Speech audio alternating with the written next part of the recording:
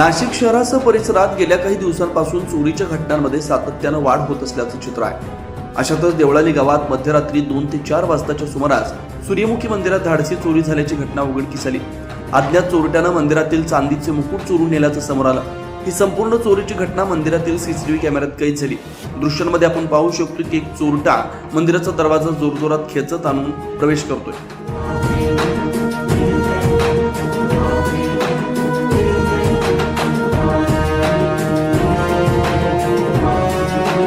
या घटनेची माहिती मिळताच देवळाली पोलिसांनी तात्काळ घटनास्थळी धाव घेतली.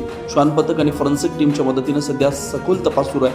चोरट्याचा शोध घेतला जातोय. मात्र देवाच्या मंदिरातच अशा प्रकारची चोरी होत असेल तर सर्वसामान्य नागरिकांची सुरक्षितता नेमकी कुठे आहे, असा सवाल आता देवळाली गावातील ग्रामस्थ उपस्थित करतात.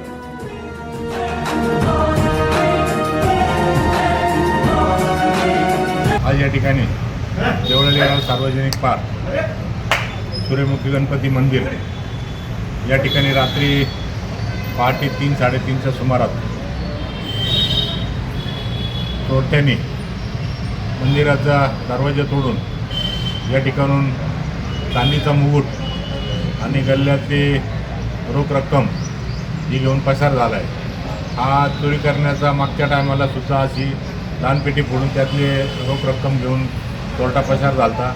आत्ता इथं तेच झालं.